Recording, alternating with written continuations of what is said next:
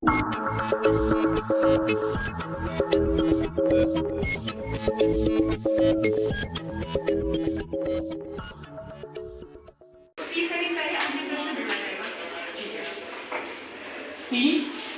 2, 1। क्या आप सनातन धर्म में मान्यता रखते हैं? बिल्कुल रखते हैं, उसी की वकालत करते हैं। ठीक है, तो क्या आपके आज का कर्म आपके पुनर्जन्म का कारण है? हाँ। यानी आप मानते हैं कि आप जो आज कर्म करेंगे वो आप मानते हैं। और आपने अपने वक्तव्य में कहा कि मनुष्य सिर्फ बुरे कर्म करता जा रहा है, मनुष्य लगातार अग्रसर हो रहा है मानवता से एनिमलिटी के ऊपर। हाँ, अधिकतर मनुष्य इस विचार से इन्फ्लुएंस हो रहे हैं। अच्छा, तो यानी क्यों? क्योंकि वो सनातन धर्म दर्शन से नहीं जुड़े हुए हैं। अच्छा, यानी प्रॉपर पता है कैसे कर्म करो। यानी आप मान रहे हैं, पहली बात आपने ये माना कि कर्म से आपका पुनर्जन्म हो रहा है। हाँ। और आप मान रहे हैं कि मनुष्य पूरे कर्म कर रहा है, यानी आप मान रहे हैं कि मनुष्य पूरे कर्म कर रहा है और आप अच्छे कर्म भी कर रहे हैं, लेकिन अधिकतर जो सनातन धर्म से नहीं जुड़े हुए हैं वो बुरे कर्मों की तरफ अग्रसर हो रहे हैं। तो इसीलिए वकालत कर रहे हैं कि इसे जोड़िए, सीखिए कैसे कर्म करने हैं। अच्छा महोदय, आप मुझे ये बताइए कि अगर आपका कर्म आप मान रहे हैं कि कुछ लोग अच्छे काम कर रहे हैं, बाकी लोग बुरे काम कर रहे हैं, तो जो बुरे काम कर रहे हैं, बात छोड़िए कि किस धर्म को फॉलो कर रहे हैं, इंडिपेंडेंट बीइंग की बात करते हैं। हाँ। अगर वो सिर्फ बुरे काम कर रहे हैं तो क्या वो कंटिन्यूअस लूप ऑफ पुनर्जन्म में फंस रहे हैं कि नहीं फंस रहे हैं? तो उसी से बचने के लिए तो लेकिन फंस रहे हैं ना। अरे बिल्कुल फंस रहे हैं, उसी से मुक्ति की बात हम कर रहे हैं। ठीक है, फंसे हुए। अच्छा मुझे ये बताइए कि क्या एक मनुष्य का जन्म कर्म के आधार पर होता है? तो क्या आप मनुष्य योनि के बाद मनुष्य योनि में ही जन्म लेते हैं? हाँ। कौन किसने कहा? सनातन धर्म के आप मान्यता रखते हैं? आप मनुष्य योनि का मनुष्य योनि में यही, अरे मनुष्य योनि ही दुख का कारण है। जो जितने भी बंधन है वो दुख का कारण है। सुख तो यही है कि आप इस सबसे मुक्ति पा जाए। और उसके लिए क्या रास्ता है? सनातन धर्म का सवाल ये है, क्या आप अभी मनुष्य योनि में हैं? क्या आप अपने कर्म के आधार पर जो पुनर्जन्म तो मनुष्य योनि में जन्म लेंगे? अरे एक मिनट, मनुष्य योनि को आप क्या समझ रहे हैं? क्या मनुष्य योनि बहुत अच्छी है? नहीं, मनुष्य योनि में आप दुखों में फंसे हुए हैं। यहाँ आप अच्छे कर्म करिए, नहीं तो ये मनुष्य योनि दोबारा आप लगातार 2 बार मनुष्य योनि में जन्म ले रहे हैं कि नहीं ले रहे हैं? ले रहे हैं। ठीक है, और आप सनातन धर्म में मान्यता रखते हैं, आप ये मानते हैं। ठीक है, लॉजिकल फैलेसी है। अच्छा मुझे आप ये बताइए कि एक व्यक्ति एग्जिस्ट करेगा तब उसका एसेंस आता है? एग्जिस्ट करेगा तब एसेंस आता है। अच्छा, आप हैं तब आप अपने दिमाग में कुछ सोच पा रहे हैं। हाँ। ठीक है, तो यानी मनुष्य एग्जिस्ट करेगा तभी वो अपने कर्म कर पाएगा। एग्जिस्ट तो कर ही रहे हो। अच्छा ठीक है, तो अगर मनुष्य किसी और मान लीजिए मनुष्य का जन्म सर्प योनि में होता है, अब वो सर्प नहीं है, तो क्या उसके पास मानवीय एग्जिस्टेंस अभी भी है? अरे हमने कब कहा आपको कि सर्प योनि में होगा? नहीं, पुनर्जन्म इसी में मिलेगा आपको, मनुष्य योनि में। हम आपको असम्पशंस में पूछ रहे हैं, अगर हुआ। असम्पशंस पे क्यों बात कर रहे हैं? क्योंकि मेरा ये बात है, कंस्ट्रक्टिव असम्पशन हो सकता है डिबेट में। आपका जंक्शन है ना, हमारा जंक्शन है ही नहीं। पर आप उस पर उत्तर दीजिए अगर आपको लगता है। महोदय प्रश्न ये है कि आप मनुष्य योनि में आपका मानवता का एग्जिस्टेंस, आपका मानव का एग्जिस्टेंस है, आपने पुनर्जन्म में आपको सर्प का रूप मिला, तो क्या सर्प के रूप में भी आप मानवीय रूप का एसेंस आपको मिल रहा है? देखिए, आप ये भी एक साइकिल है कि मनुष्य योनि में आपको जन्म मिलेगा, ठीक है, उसके बाद आपको जितने योनि में जन्म मिलेगा उसके बाद आपको यानी आपको प्रायश्चित, अरे सुन लीजिए, आपका प्रश्न हो गया, सुन लीजिए।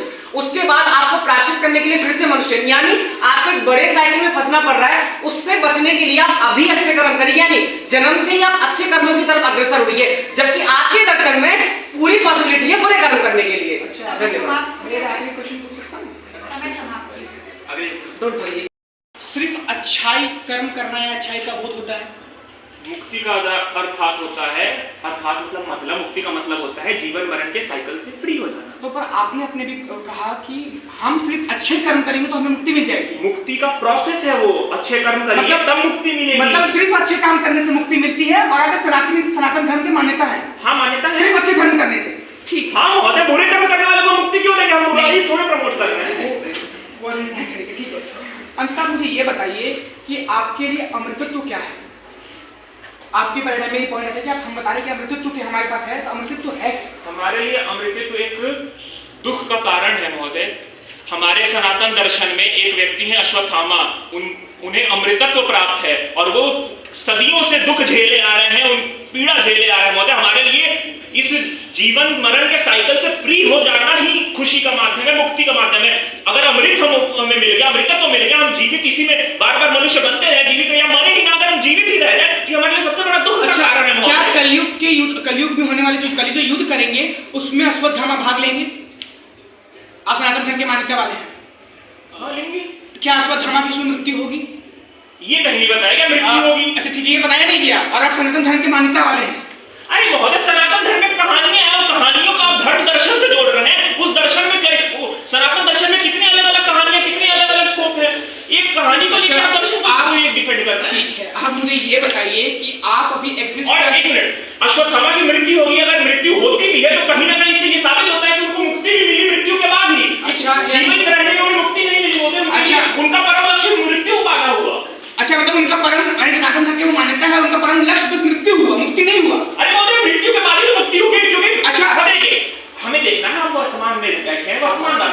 वर्तमान समय में हर व्यक्ति की मृत्यु होती है, ये साइंटिफिक बात है, ये पता है। हमारे दर्शन में हम कह रहे हैं मृत्यु के बाद आपको मुक्ति मिल सकती है जब जीवन भर से आप बाहर हैं। आपके दर्शन में आप कह रहे हैं मृत व्यक्ति को जिंदगी कर देंगे, जो सीधे सीधे आपने माना कि जो अश्वत्थामा उनकी वजह दुख मिलते आ रहा है, हाँ, और उनकी मृत्यु होगी, उनको मुक्ति मिल जाएगी महोदय।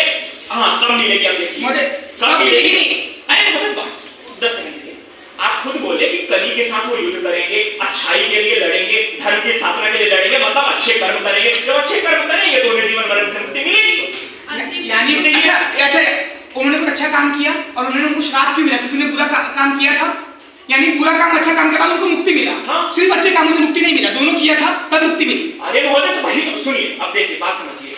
आपके पैराडाइम में सीख क्या दी जा रही है लोगों को? आपके दर्शन से लोगों को सीख ये मिल रही है कि जीवन भर बुराई करो, जब आप मरोगे ईश्वर आपको आएंगे या अपने पास बुलाएंगे, आपको सत्य का रियलाइजेशन करा देंगे, बोध करा देंगे, फिर जाना, फिर अच्छे कर्म करना। हमारे में क्या है, आप इसी जीवन में अच्छे कर्म करते रहो, तब आपको मुक्ति मिलेगी।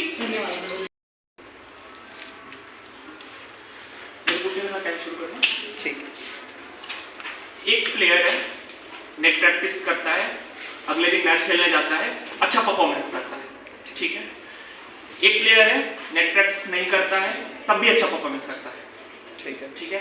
मतलब आगे से जब उनको मैच खेलने होगा तो वो अपने जो पुराने एक्सपीरियंसेस थे उससे इन्फ्लुएंस लेंगे कि हम क्या करते हैं तो आगे क्या होता है। मनुष्य ऐसा करता है, पास्ट एक्सपीरियंसेस से सीख लेता है क्या? अब आपके दर्शन में मनुष्य जीवन भर बुरे कर्म कर रहा है, फिर ईश्वर उसको वरदान दे रहा है जीवित हो जाओ वस्तु, तो क्यों वो उसको सेल्फ रियलाइजेशन होगा? क्यों वो अच्छे कर्म करने के लिए स्टार्ट? ठीक है महोदय, में समझने की आवश्यकता है कि हमारे दर्शन में क्या हो रहा है। हमारे दर्शन में जब ईश्वर की प्रभुता स्टैब्लिश हो रही है, ईश्वर क्या कर रहा है, ईश्वर उसको जीवित कर रहा है, पुनर्जीवित कर रहा है, तो वो पुनर्जीवित के साथ उसके अंदर एक सेल्फ रियलाइजेशन की भावना क्यों आ रही है? क्योंकि जिस प्रकार इन्होंने बोला कि एक मनुष्य एक्सपीरियंसेस से सीखता है, तो मनुष्य को रियलाइज होता है कि मेरे एक्सपीरियंसेस गलत रहे, समाज में नकारात्मक प्रभाव डाला है, इसलिए मैं सकारात्मक रूप में कार्य करूंगा। आपके पैराडाइम में प्रश्न कर रहा हूं मैं, ईश्वर व्यक्ति को सेल्फ रियलाइजेशन करवाएगा, हाँ ठीक है, करवाएगा कब? जब बुरे कर्म कर लेगा तभी करवाएगा, ठीक। रियलाइजेशन तभी, अरे सुनिए प्रश्न आगे बोलते जाइए, तभी करवाएगा, ठीक है। मतलब 10 लोग एक साथ अगर 10 बुरे कर्म कर रहे हैं, उनके बाद उनको सेल्फ रियलाइजेशन का मौका मिलेगा, ठीक है। इसका मतलब आपके पैराडाइम में पहले बुरे कर्म होंगे, फिर रियलाइजेशन होगा, ठीक है, होगा, ठीक है महोदय, होगा ना? मैं बता रहा हूँ, हाँ। इसका भी उत्तर दे रहा हूँ महोदय। में समझने की आवश्यकता है जब हम दोनों धर्मों के कंपैरिजन की बात करें, मैं बता रहा हूँ 5 सेकंड बाद में, आप मुझे ये जवाब दीजिए, पहले बुरे कर्म होंगे, सिंपल सा क्वेश्चन, पहले बुरे कर्म होंगे, सब्जेक्टिव हो सकता है। नहीं, अरे आप मुझे बताइए रियलाइजेशन कब करेंगे? पहले बुरे कर्म होंगे तभी रियलाइजेशन। सब्जेक्टिव हो सकता है, किसी के सकारात्मक भी हो सकता है, किसी के क्या कोई कर्म लिया ईश्वर को रियलाइजेशन कराना है? मैं बता, ठीक है महोदय, में समझने की आवश्यकता है। हो सकता है वेस्टर्न रिलीजियस फिलॉसफी में किसी व्यक्ति की मृत्यु बहुत जल्दी हो गई जो अच्छे कर्म भी कर सकता था, बट इसीलिए ईश्वर ने क्या किया, ईश्वर ने उसको पुनर्जीवित क्यों किया, इससे वो और ज्यादा अच्छे कर्म और कर पाए। ईश्वर सत्य का बोध कराएगा, हाँ ठीक है। ईश्वर धरती पर आएगा सत्य का बोध कराने हर बार, या फिर व्यक्ति को अपने पास बुलाएगा सत्य का बोध कराने के लिए? व्यक्ति को अपने पास बुलाएगा या हर बार जीसस बनकर ईश्वर आएगा बोध कराने के लिए? क्योंकि आपने एक जीसस का एग्जांपल दिया कि उन्होंने सत्य का बोध कराया, ठीक है। हर बार आएगा कराने? हाँ हर बार आएगा। कितनी बार आया अभी तक आपके दर्शन में? इसका क्या? जीसस, बस आपको पता है जीसस एक बार आया। मतलब आपका दर्शन जो इस पूरे आइडिया पे टिका है, वो आइडिया कभी पॉसिबल होता ही नहीं है इस दुनिया में, ठीक है महोदय, में समझने की आवश्यकता है आइडिया पॉसिबल कैसे? आइडिया ऐसे पॉसिबल है कि जब आपके धर्म की बात करें तो आपके धर्म में क्या हो रहा है? आपके धर्म में ये हो रहा है कि कर्म के बेसिस पे जो फल प्राप्त हो रहा है, उस फल के बेसिस पे वो व्यक्ति क्या है, मनुष्य योनि से हटके दूसरी योनि में जन्म लेता है, और ये सिद्ध नहीं है कि मनुष्य योनि में आएगा। दूसरी योनि की तो हमने बात ही नहीं की, हमने सीधे सीधे बोला इस जीवन में अगर आप बुरे कर्म करेंगे तो इस जीवन वाले के साइकिल में फंसे रहेंगे, फिर से मनुष्य बनते रहेंगे, फिर से दुख भोगते रहेंगे। अगर अच्छे कर्म करेंगे तो आप मुक्ति पा जाएंगे, इसमें दूसरी योनि महोदय, में समझने की आवश्यकता है कि जब आप इसी जीवन में रहोगे तो आप बुरे कर्म करते रहोगे, आप इस सर्कुलर रूप में फंसे रहोगे, फिर उसके बाद जब आप दूसरे योनि में भी जन्म लोगे तो फिर से वो सर्कुलर रूप में फंसे रहोगे, यानी उस अनंत काल तक आप उस साइकिल में फंसे रहोगे।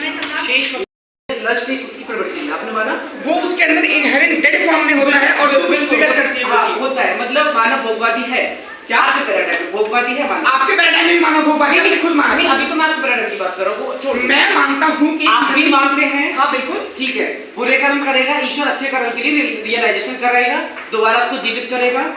मतलब पहले इस जन्म में बुरे कर्म किए, फिर जीवित करेगा, ठीक है, फिर बुरे कर्म करेगा, फिर जीवित करेगा, ठीक है फिर महोदय। बुरे कर्म का श्रृंखला कब खत्म होगी? कितनी बार जीवित करेगा, कितने लाइक्स मिल रहे हैं आपके मनुष्य? महोदय सुनिए, यहाँ पर जो हाँ। नैरेटिव आप जो फैलाने की कोशिश कर रहे हैं, आप कहने का चाह रहे हैं कि कितनी बार जन्म मिलेगा, कब तक वो बुरे काम छोड़ देगा। हाँ। महोदय समझने की आवश्यकता है, जब ईश्वर उसको एक बार ही जन्म दे देगा, उसको ईश्वर की प्रभुत्ता को सिद्ध करने के लिए एक ही बार में, प्रथम ही जन्म में उसको अपने सारे अच्छे कर्म करने पड़ेंगे। तो महोदय एक बात बताइए, जब उसे बुरे कर्म करने पे ईश्वर वापस जीवित कर रहा है तो उसको ये क्या इंसेंटिव है कि वो अच्छे कर्म करे? क्योंकि वो फिर से उसको- बुरे कर्म, क्योंकि अगर अच्छे कर्म करेगा तो नहीं ईश्वर जीवित कर रहा है, फिर से बुरे कर्म करेगा तभी उसको ईश्वर जीवित नहीं करेगा। महोदय, समझ नहीं जा सकता कि उसको ईश्वर की प्रभुत्ता बनानी है, उसके लिए सबसे बड़ा इंसेंटिव यह है कि वो अच्छा कर्म करे और जिस ईश्वर ने उसको जन्म किया है उस एंटिटी की प्रभुत्ता को बनाए। अच्छा महोदय, व्यक्ति बुरा कर्म किया, हाँ?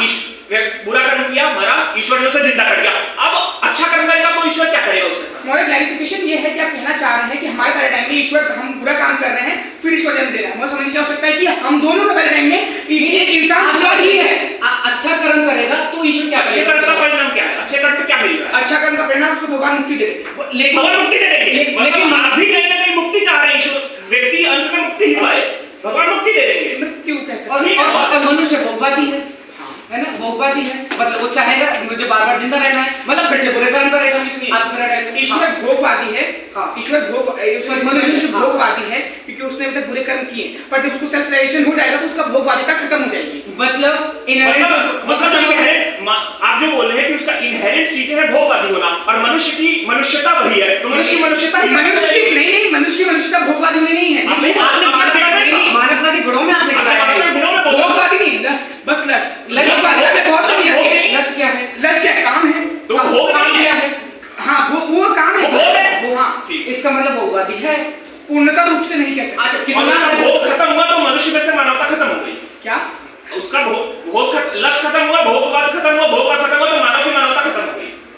मतलब प्रश्न पूरा पूछिए कि भोगवाद खत्म हो गया, हाँ, लस्ट खत्म हो गया मनुष्य से। तो मानवता तो खत्म हो मानवता गई। भी खत्म हो गई मनुष्य से, क्योंकि वो तो उसका इनहेरेंट है ना। महोदय मानवता के साथ वेरियस आयाम आते हैं, आप एक आयाम को पकड़ के चल रहे हैं। ठीक है, बट आयाम तो है। आपका उद्देश्य मानवता का कल्याण है। था आपका उद्देश्य मानवता का कल्याण है। कल्याण के अंदर तो ये भी मानवता आएगी। आप इसको भी अग्रसर करना चाहते हैं, लस्ट को कंटिन्यू करना चाहते हैं आपके उद्देश्य में। हम जब तक जैसे मैं समझने की आवश्यकता है, जो लस्ट है वो मनुष्य के बुरे कर्मों में नहीं आता। ठीक है, उत्तर यह है कि लस्ट जो है मनुष्य के बुरे कर्मों में कभी नहीं आता। लस्ट जो है आपको जीवन चलाने के लिए बहुत इंपॉर्टेंट पहलू है, क्योंकि काम से ही प्रजनन होता है और इस प्रजनन